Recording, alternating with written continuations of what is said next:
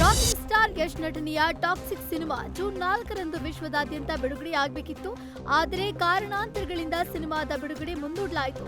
ಆದ್ರೀಗ toxic ಬದಲಿಗೆ June 5ರಂದು Sanchit ನಟನೆಯ mango ಪಚ್ ಬಿಡುಗಡೆಗೆ ಸಿದ್ಧವಾಗಿದೆ. ಸುದೀಪ್ ಅಳಿಯ ಸಂಚಿತ್ ನಟನೆಯ ಚೊಚ್ಚಲ ಸಿನಿಮಾ ಇದಾಗಿದ್ದು, ಫೆಬ್ರವರಿ ತಿಂಗಳಲ್ಲಿ ಈ ಸಿನಿಮಾ ಬಿಡುಗಡೆಯಾಗಬೇಕಿತ್ತು. ಆದರೆ ದೊಡ್ಡ ಮಟ್ಟದಲ್ಲಿ ಸಿನಿಮಾ ಬಿಡುಗಡೆ ಮಾಡಬೇಕು ಅನ್ನೋ ಕಾರಣಕ್ಕೆ ಕೊಂಚ ಮುಂದೂಡಲಾಗಿತ್ತು. ಇದೀಗ ಜೂನ್ 5ರಂದು ಮ್ಯಾಂಗೋ ಪಚ್ ಬಿಡುಗಡೆಯಾಗ್ತಿದೆ.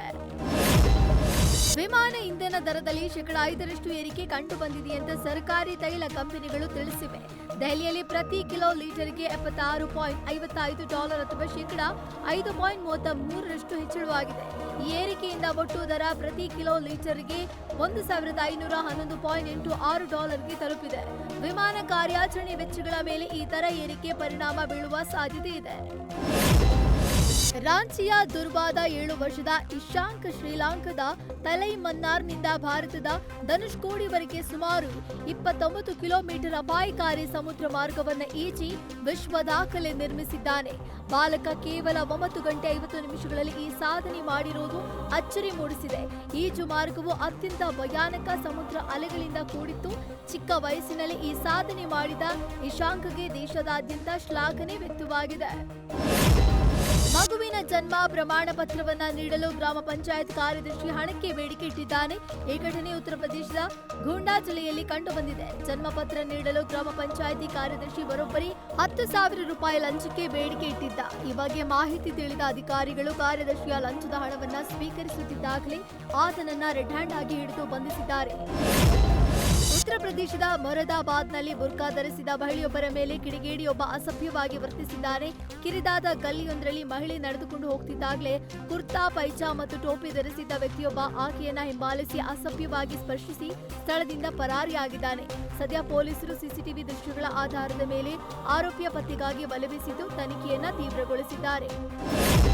ನೀರಾವರಿ ಇಲ್ಲದೆ ಕಬ್ಬಿನ ಬೆಳೆ ಒಣಗುತ್ತಿದ್ದಕ್ಕೆ ರೈತನೋರ್ವ ರಸ್ತೆ ಮೇಲೆ ಮಲಗಿ ಪ್ರತಿಭಟನೆ ಮಾಡುತ್ತಿರುವ ಘಟನೆ ಉತ್ತರ ಪ್ರದೇಶದ ನಿಚೌಲ್ ಪ್ರದೇಶದಲ್ಲಿ ಕಂಡುಬಂದಿದೆ. ಹೊಲಕ್ಕೆ ನೀರುಣಿಸಲು ಕೇವಲ 5 ಲೀಟರ್ ಡೀಸೆಲ್ ಅಗತ್ಯವಿತ್ತು.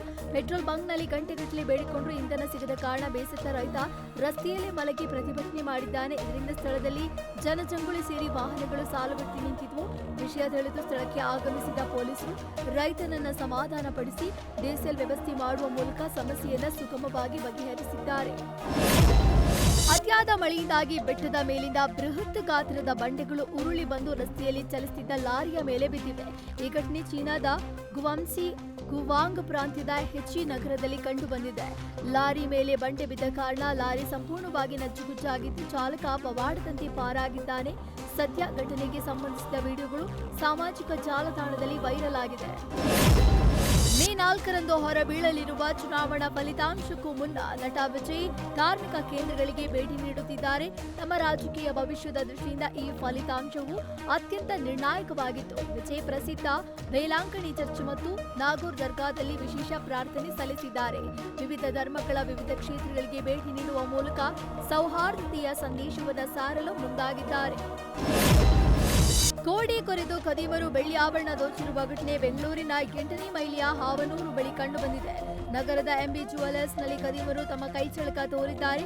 ಬೆಳ್ಳಿ ದರ ಹೆಚ್ಚಾಗ್ತಿದ್ದಂತೆ ಖದೀಮರು ಆಕ್ಟಿವ್ ಆಗಿದ್ದು ಜುವೆಲರ್ಸ್ನ ಹಿಂಬದಿಯಿಂದ ಬೀಗ ಒಡೆದು ಒಳನುಗ್ಗಿ ಗೋಡೆ ಕೊರೆದು ಕಳ್ಳತನ ಮಾಡಿದ್ದಾರೆ. ಬರೋಬ್ಬರಿ 1.20 ಕೋಟಿ ಬೆಲೆ ಬಾಳುವ 70 ಕೆಜಿ ಬೆಳ್ಳಿ ವಸ್ತು ಕಳ್ಳತನ ಮಾಡಲಾಗಿದ್ದು ಪ್ರಕರಣ ಸಂಬಂಧ ಬಗಲಗುಂಟೆ ಪೊಲೀಸ್ ಠಾಣೆಯಲ್ಲಿ ಪ್ರಕರಣ ದಾಖಲಾಗಿದೆ.